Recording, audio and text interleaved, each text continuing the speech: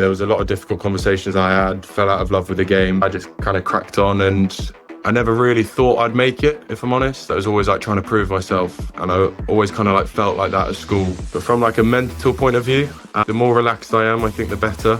So I like to just keep my mind busy away from the game until it's time to go. As soon as you start thinking about the game, you can probably put a lot of scenarios in your head and overthink some stuff, and then your mind can go on a big old adventure and you get sweaty hands and you start thinking about stuff like that. If I'm honest, it doesn't feel like a job.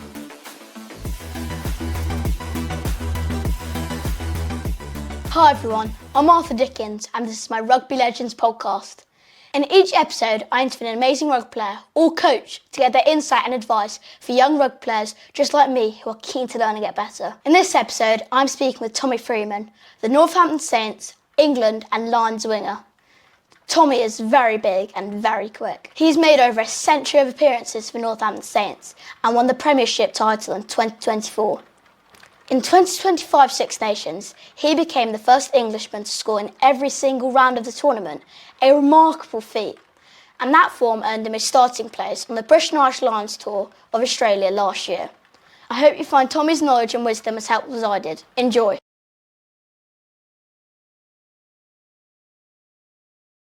Firstly, Tommy, I just want to say thanks so much for taking the time to be on the podcast. I really appreciate it. No worries at all. Thanks for having me, Arthur. So firstly, Tommy, what other sports did you play growing up? And at what age did you give them up for rugby? Yeah, so I grew up playing football as a youngster. I'm sure most people do, don't they? And then when I went to Colford School, that was when they didn't do football. So we had hockey, cricket, rugby. So yeah, that was the first time I was introduced to all those sports. But I fell in love with rugby as soon as I played it, but also loved hockey. And yeah, played pretty well at hockey as well. So it got to about the age of 14 where they were like, you need to kind of decide where you want to go. Do you want to go and play hockey or do you want to play rugby? So mum and dad probably had a bit of a fair say in that one as well. They definitely preferred to watch rugby than hockey. So that kind of made my mind up a little bit. But no, it was rugby all the time, I think. So it was about 14, 15 when the academy started coming into play is when you kind of force for a decision. So yeah, rugby was the no-brainer. What position did you play in hockey? In hockey, I was right wing or striker. Yeah, always scoring goals, or trying to at least. It was boring other than that. Defending wasn't really that fun in hockey, is it? It's all about scoring goals. And similar in rugby, if I'm honest. You'd rather do that bit than the defending bit. Yeah, and hockey as well, I play striker as well. Oh, nice. So you're the same then, love scoring goals. Yeah, I love getting those tap-ins. Exactly. Did you always play wing when you were younger at Colford? No, absolutely not. And I never thought I'd end up here either. Started at fly half, which I'm sure is the dream for most kids. Played fly half till about under 16s. Then left Colford, went to Moulton College, then got pushed out into the centres because there was a pretty good 10 we had. Then got pushed back to fullback, and then eventually, pushed out onto the wing.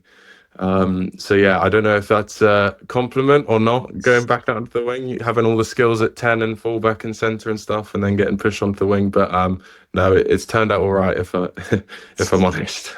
Out of those positions, which one was your favourite to play? As a kid, I loved 10. Obviously, I think, trying to pull the strings and make others look good was what I tried to do as a youngster. But I think as you grow up a little bit and it's tough now. Even so, like I'm playing around with centre as well and being on the wing. You've got licenses to do different stuff on the wing. I think in today's game, I think it's not just about staying on your wing and being the quickest player. I think you've got a license to get off it and go and create something. So yeah, the wing's a lot of fun, a bit of free roaming. Centres, there's obviously loads of cool stuff you can do in there and you get a few more touches. But growing up, I loved playing 10. I'd have a joke with Richard Wigglesworth and say one day I'll get back there. He said home game at Chile maybe, but that'll be as far as it goes. Yeah, I actually play fly half as well. Oh, nice. Are you still playing there now? Yeah, no, still playing there for club and school, which is quite nice. Nice. If someone moves you, say no. I'll make sure. Nice. What made you choose rugby over these other sports? It's a good question. For For me, it was never really the physical aspects of the game that I enjoyed. I was obviously very small growing up.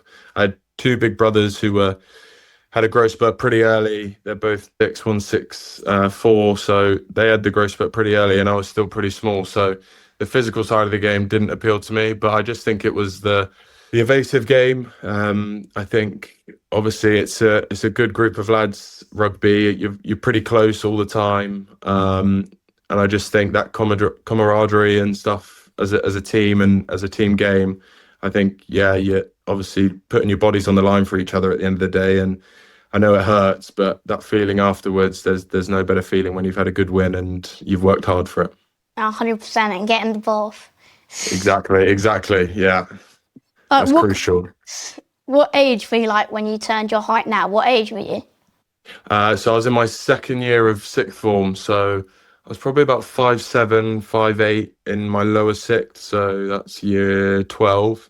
And then that summer to going into year 13 was when I just shot up. I was a bit lanky. I was probably about 83 kilograms and about 6'2" or a little bit shorter. But yeah, it was that year. So it was bound to happen. But yeah, it was a little bit late than I had hoped. I'd have probably liked to have been a bit more physical and kind of challenged the bigger boys at school. But no, eventually it took its turn. How did you like deal with being such like a late developer? Like, did you have any moments you wanted to give up? Oh God, yeah, 100%. I remember there was late nights going down to Leicester Tigers training. Obviously, being smaller, I felt like I had the attributes from a skill set point of view, and kind of bringing others into the game. But yeah, as soon as I either broke the line or someone was running directly at me, I was getting caught up with pretty quickly or getting put on my back, really. So there was a lot of difficult conversations I had, fell out of love with the game, but mum was pretty persistent to keep me turning up every week, and she just knew the growth spurt was going to come, and obviously having two older brothers who were towering above me, they knew it was going to happen at some point. So thanks to them, I stuck with it. Yeah, and I'm kind of the smaller side of the game, but my brother's about 5'8", so hopefully. Yeah, it's time. Fingers. Exactly. Yeah, I think you probably see that a little bit across the board in Premiership and universities and stuff. You see lads getting picked up from unis a little bit later when they've obviously had a bit more development and things like that. So yeah, for any encouragement, just don't give up. Stick with it if that's what you want to do, and your time will come. You were released by Leicester Tigers as a 16-year-old. What did that rejection teach you? Initially, not a lot. You'd think I'd be head and hands upset, really upset about it all, but it was quite a big cut. There was like 4 different regions. You had Staffordshire, Lincolnshire, obviously Norfolk, and then Leicestershire. So there was a lot of lads, and I'm sure there was a lot of Tommies getting cut, to be honest. So I didn't really take it to heart. All I cared about was enjoying the sport, and your time will come. I think being involved in an academy setup obviously feels professional, and it's pretty special feeling, like being a part of a group that's obviously a little bit better than your schoolmates and things like that. So yeah, it was probably hard to go back into school and be like, oh, I'm with you guys now, I'm back with you boys. So initially maybe that bit hurt, but I think for me it was all about playing sport. And at 16 I was still diving into other sports. I still played a bit of hockey, I still messed around and played football with my mates. So yeah, it was pretty easy to get over, and I just kind of cracked on, and I never really thought I'd make it, if I'm honest. I think there's probably times at school where I wasn't really captain. There was always someone better than me, so it was always like trying to prove myself, and I always kind of like felt like that at school, that I had to prove myself to everyone, and I felt like I did that. And then at Moulton it kind of took a turn. Yeah, if anything, I've heard some coaches say it's good to have competition because it kind of rises the level a lot. Yeah, exactly. It's massive competition, and you still have it in the Premiership here and training at Saints. You're always competing, and if you're not competing, you're not getting better. If you're comfortable sat up there, then you're not challenging yourself. So, no, I think having competition at school and making everything a competition, I think is good. I think if you've got that nature about you, I think winning just makes it feel a little bit nicer and sweeter, I think. What are the coaching lessons that have stuck with you? I think, like I've kind of touched on, and a never give up mentality has been massive for me. Obviously, not being the biggest, not being the strongest, the fastest, but just controlling what you can control, really. And I would also say enjoying it. I know it's said a lot and chucked around a lot, but honestly, if you don't enjoy it, what's the point? Obviously, there's going to be days where it's hard and it gets tough and you're out of breath and things like that. But you got to love being in a bit of pain, and because when you come out of it the other side, it's a lot better. But no, I think I've been lucky to have a lot of good coaches that have really kind of invested in me as a person and as a player. And I think if you know the player as a person and you know them on off the pitch, I think only helps when you're on it. Thank you. No worries. Which players inspired you growing up, and what was inspiring about them? I was a massive Harlequins fan growing up. Absolutely loved Harlequins. So Nick Evans, Danny Care, Mike Brown, they were my three favourite players at school. I was pretty, obviously England was another, watching them and stuff, but I was Harlequins obsessed. So yeah, those three lads really kind of who I looked up to. I think Danny Care, he's a bit of a legend for England as well. Always kind of kept the game fast and was a little bit out there, which I quite liked. Nick Evans was obviously fly half, so yeah, watching him play was kind of how I wanted to play. And then Mike Brown was also just a good running rugby player and had a good brain. So yeah, those three kind of I looked up to as a kid and loved it. So no Jason Robinson? No. I to be honest, by that point, I probably was a bit late to getting into rugby. I was into some younger guys, I would say, at that point. But obviously, Jason Robinson is a very good player and very quick. And obviously, being a winger, I probably didn't have any interest in what he was about. So, but no, he did well and he's very good as well. After joining Northampton Saints as an 18-year-old, how did you give yourself the best chance of getting a pro contract? Oh, yeah, good question. So obviously being released from Leicester, I had a decision to stay at Colford or make a move. Colford, rugby-wise, probably wasn't going to develop me. I probably wasn't going to get much out of it and get myself in a shop window. So there was a teacher there called Charlie Sadler who played in the academy at Saints and got a nasty shoulder injury. So he ended up coaching me at Colford for a bit, and he said, go to Moulton College. That's where he went. And it's like linked with Northampton. So yeah, I kind of took the leap, and obviously Colford probably didn't offer something educationally for me. And from a rugby point of view, I probably wasn't going to get anywhere. So yeah, I tried to put myself in the shop window really at Moulton. In my first year, they weren't interested, didn't have a look in, went to no academy sessions. Then John Clark, who used to play for Saints, was coaching me in my second year at Moulton, and he said, have you not had a look in? And I said, no, not yet. And he said, I'll come down to a training session and we'll get you in. And then I went down, played a pre-season game, played quite well, then started for the rest of the under-18s league, really. And then I was thinking, there's no way I'm getting a contract here. They've got lads here they've had in the system from about 13. They've probably made their mind up already. It's the last year. So, yeah, I just went into every game thinking it's not going to happen. Go have fun, show what you can do. I had Australia lined up, wanted to go and travel to Australia and play a bit of rugby down there. But yeah, that got put on hold when I got brought into the office and they offered me one. Do you ever think of redoing the Australia trip? I had a thought during maybe the academy years when I wasn't playing too much in Northampton, but after it took off, yeah, probably not. But fortunately, I've been to Australia with England and the Lions now, so it's yeah, I'd rather take that way than the other way. So it must always be quite nice when you're playing Leicester Tigers and just sometimes so-called winning.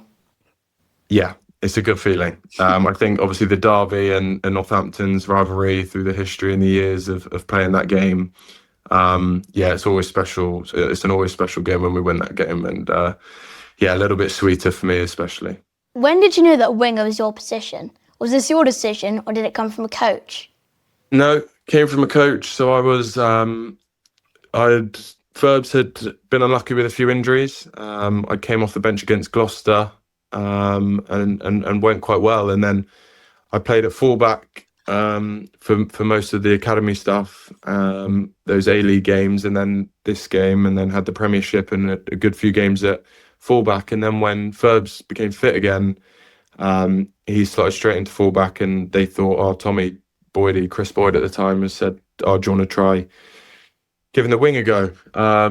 I think back three for me was always an option. I would always train on the wing and fullback, so it wasn't something that shocked me when to playing it. Obviously, playing it's a little bit different, and you've got to get used to that, and for the Premiership especially. But no, it was Boydie's idea to get us all on the pitch and see how we went, and yeah, and then it kind of went quite well. Yeah, as Freddie Stewart said, he said for the fullback that you have to contact with the wingers a lot. So you and Ferbs must have had really good friends. Yeah, definitely. And we're going to miss him because he's obviously leaving at the end of the year.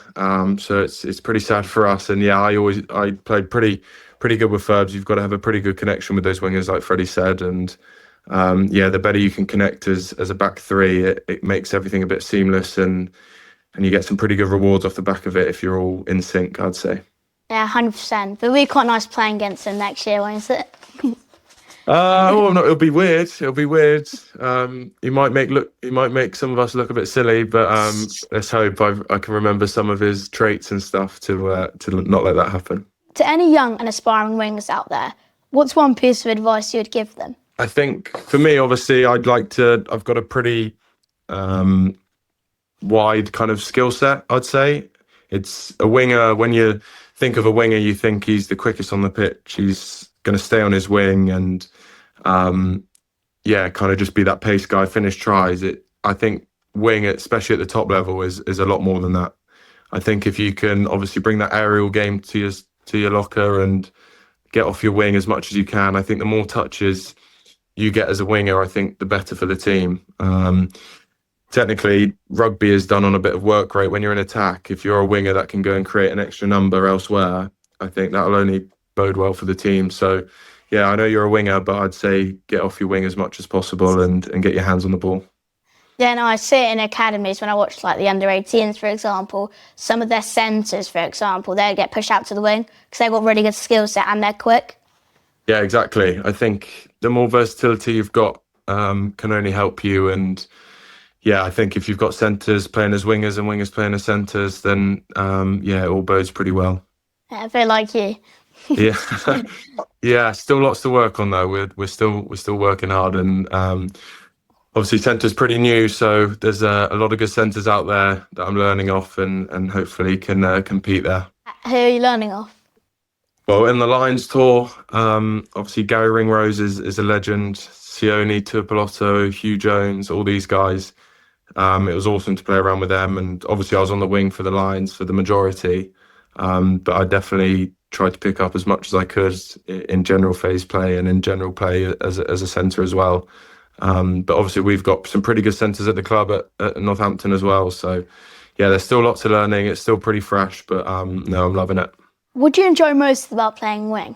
Other than scoring tries and celebrating, or trying to celebrate, but Pollock interrupting you rudely, I would say, I think, like I just mentioned, I think having that free roaming ability to get off your wing and go and find Finn or the boys' shoulders and kind of create that numerical advantage, I think it is really fun.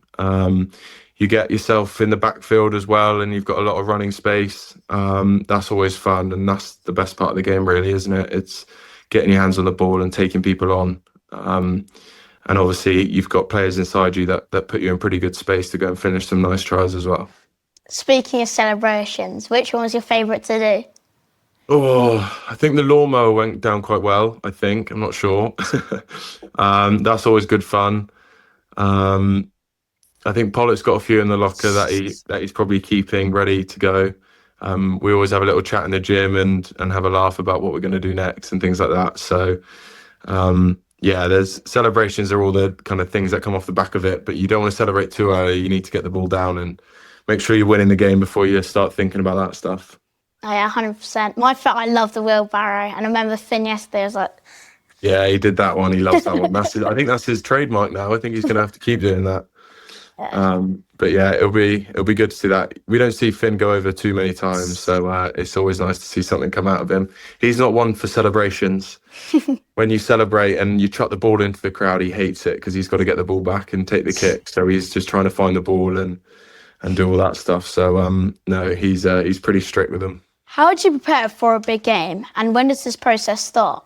I'm probably not like others in preparing for a game. I think from a nutritional point of view, it's very important, and that starts 48 hours before. I think you want to be carb loading, making sure you're hydrated, doing all those things. Yeah, so you have a pretty big feed 2 days before, game before, the night before as well. You want to get some good food in so you've got enough energy for the game. But from like a mental point of view, the more relaxed I am, I think the better. If I'm a little bit like hot-headed and aggressive and riled up, like some boys are, I don't think that benefits me. I like to have a little dance in the changing room before, get the tendons warm, have a laugh with the lads. Yeah, a lot of dancing, to be honest, goes on before games. So yeah, I'd like to go on Candy Crush on my phone. Yeah, I just try and do anything but not think about the game until I'm out on the warm up, and then you're really into it and you're in the flow of rugby. And I think the easiest thing for me, and I'd recommend it to anyone, is when you go into a game, there's that, obviously you've got the nerves. There's a no-brainer, but as soon as you get your hands on the ball, those nerves kind of go to bed. So the earlier you can do that, I think the better. But yeah, before the game, I'm pretty chilled. What are the kind of go-to dance moves? Oh God, I can't expose that. It's a load of rubbish, if I'm honest. A lot of two-stepping, yeah, a mixture of an awful lot. I couldn't even name the dances, to be honest. But yeah, hopefully no one's recording and we're not going viral on TikTok again. So yeah, there's a few out there. Remember Henry Slade? He got one of yours on video. He did. He was very sneaky. To be fair, we're probably keeping him awake, so he had every right to do that, I'd say. And when you say you help yourself relax, would you listen to any music, or how do you do that? Yeah, so like coming into the club, obviously in the car, listening to music on the headphones and stuff like that. So I would do a little bit, but I quite like just talking to the lads, having conversations, playing cards on the way up to games, on the bus and things like that, on the way back as well. Yeah, so I like to just keep my mind busy away from the game until it's time to go. As soon as you start thinking about the game, you could probably put a lot of scenarios in your head and overthink some stuff and think, oh, I'm going to do this or try this. And then your mind can go on a big old adventure and you get sweaty hands and you start thinking about stuff like that. So yeah, I try and avoid that, kind of switch off away from rugby until it's go time, really. Yeah, I wonder what's going through Henry's mind, maybe a chip and chase. Yeah, there'll be something. It'll be a celebration or nothing, to be honest. He might not be thinking about absolute anything. If you've made a mistake in a game, how do you not let it affect you as the match goes on? It's a good question. It's a skill. It's a definite skill to have and to learn. For me, I think you're always going to have mistakes in rugby. It's all about kind of not backing them up. If you're getting all tight and uptight about dropping the ball because you've dropped the one before, I think that you're obviously going to overthink that and probably drop the ball. So I think it's just making sure whatever you do next, you nail it, and focusing on that next job and not thinking about the thing you've just done. Obviously, mistakes are made and mistakes are good because you're putting yourself under pressure and you're doing things, but there's always human error in a game of sport. So that's how teams can kind of change momentum and things like that. But you've just got to focus on what you're doing next and what the next job is. If it's a defensive set, if it's running a shoulder ball off a set play or whatever it looks like, it's making sure you just nail that and then you're back into the swing of things, really. As Ted Lasso would say, memory like a goldfish. Exactly. And I've definitely got one of those. So helps me. What did touring and playing for the Lions last year teach you about being a great teammate? Oh, it was a lot. It was a brilliant tour, firstly. When you go on a tour, obviously you've got lads from different countries coming together to play for one team, and you've got to make sure you learn everything as quickly as possible, understand people's traits, how they do things, how you do things. And I think being as open and honest is probably what you need to do. Obviously, you've got you'd say are they're older lads who have been on previous tours, but at the end of the day, you've all been picked for a reason, and you've got to come together and make sure you get a result at the end of the day. So yeah, it was just flying into everything with open arms and leaning on people, listening to people, and kind of giving your advice and how you like to receive the ball or things like that in the game, to kind of make sure the team gets the result they need. So yeah, learning really fast was the main thing, but also being a good lad off the pitch. You want to obviously make some good friends, and we have done so. That's really important, and making sure you socialise and involve yourself as best as you can to be that best teammate. When we interviewed Jamie George, he says you guys often warm up with cricket. Yeah, we love cricket. That's the thing. I don't know if it's a sport thing. I think every other sport warms up with a different sport. Yeah, it's either cricket or football, and obviously playing at the MCG in Melbourne was pretty special, and yeah, we had a quick game of cricket in the pre-game the day before the game, so that was really good, and a lot of fun. What would be your favourite to warm up with, like as a team bonding, football or cricket? I think cricket goes down well. Cricket goes down very well. Always pretty good. Gets everyone involved, and yeah, it's good fun. Would you say batsman or a bowler? I'd say an all-rounder, really. A little bit of everything. Probably batting probably lets me down because my ego probably overtakes it, and I just try and whack everyone for six and make a fool of myself really in that way. But no, I'd say I like to do a little bit of everything, jump in and out of it all, really. Who, in your opinion, do you say was like the best cricketer? Best cricketer, George Furbank, hands down. We did a bit of a cinch. Yeah, with the Northampton cricket players, and Furbs generally could have fit in there like a glove. He was in his element, and he was loving it. He is a very good player, to be fair. Colesy, Alex Coles, I think he's good, or he thinks he's really good and tries to look the part, which might be disguising it a little bit. But no, he's pretty keen and full nose for cricket. So no, those two are pretty good. Yeah, no, I remember seeing the cinch thing. I think it was you kept jumping up, and Finn was taking the mic. I know, yeah, 100%. I mean, I haven't faced a few balls like that in a long time since being at school, and I think obviously they're probably coming at me a little bit quicker than they do at school. So, and it's not a softball, is it? It's not like a tennis ball or an Incredible. It's a pretty hard ball. Even though you got pads on, you're still worried. What was the highlight of the tour for you? There were so many. It's hard. I think obviously winning that game in the MCG was massive. Playing in front of all those people and yeah, 102,000 or whatever it was really cool. There's no feeling quite like it. But to be honest, I enjoyed every moment on that tour, whether it was off the pitch, on the pitch, just being a part of a squad and obviously representing the pinnacle of rugby was a real big highlight. And I think it was only till I came off the tour I really realised that. Obviously, you're travelling a lot and you're playing rugby a lot and you're doing things, so you're just invested in it completely. But when you really come back and you take a look back on what you've done and what you've achieved, and I would have never thought I'd have started all three tests. I thought like being selected in the first place is more than enough, but to be able to go and play all three games was extra special. Did you have like a favourite game? I think the debut, the Brisbane game, was really good. Obviously winning that was pretty special to start with and having a good start, but that MCG, I don't think you can compare it. I think obviously we probably didn't play that well, as best as we probably could have, but I think to go away with a win and win the series at that place in front of that many people, yeah, you couldn't write it really. Yeah, no, it's such a good tour. I love watching on TV. It's so cool seeing all the best players play together. Yeah, it is cool. It is really cool. And yeah, to be a part of it as well, I bet, it is pretty special. How much time will you get off in the summer? And does your training continue during this downtime? So we'll get about 5 weeks off in the summer, after the summer tour. And what does that look like for me? So the first 3 weeks, I would say, is probably doing not a lot. The odd gym session, the odd pump, the odd little upper body just to keep you ticking over, maybe like a little watt bike. But to be honest, that's completely like try and be off feet as much as possible, relax, sit in the sun, go on holiday, play golf, paddle, whatever it looks like.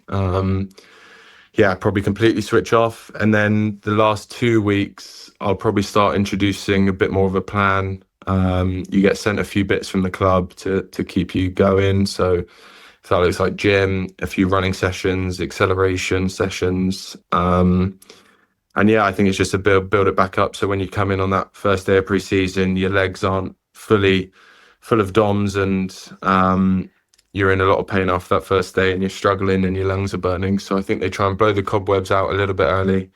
And then by the time you come in, you can pick up a rugby ball and focus more on the rugby stuff rather than the fitness.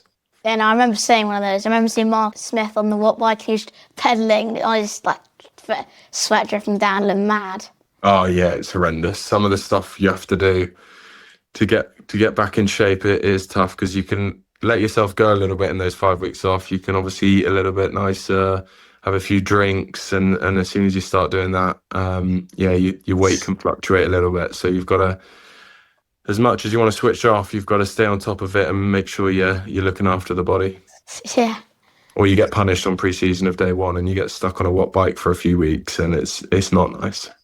Yeah, luckily for us, we have pre-season, but not the really big pre-season. So, but then Ipswich, for example, one of our friends goes there. They've got a week of pre-season. It's mad. That's not what you want, is it? You want to be focusing on the sport rather than the fitness stuff, don't you?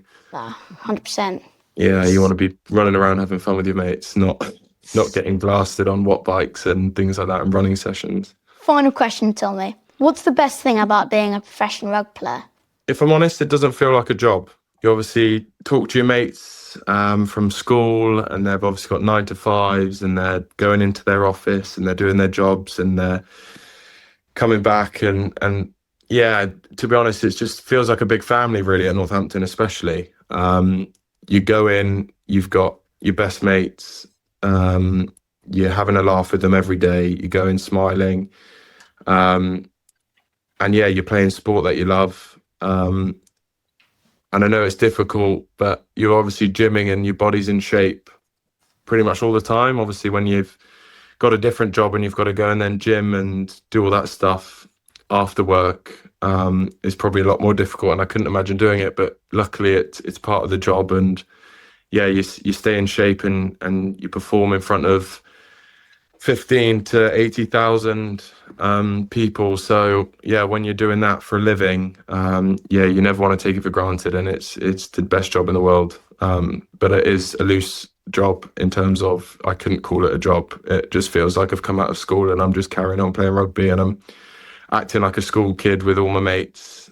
So yeah, I would say, yeah, being a professional rugby player, there's no job quite like it. Yeah, it's like a dream of mine to be a professional rugby player. I'd love to be one. Are you full in for rugby then? You don't want to be a cricketer or anything like that for rugby? I'm pretty good at most sports, but yeah, for me, I just love everything about it. Yeah, that's good. Yeah, stick at it, and I'm sure you'll be flying. Thanks so much, Tommy, and I can't thank you enough for being on our podcast. I really appreciate you taking the time. No worries, Arthur. Thanks for having me.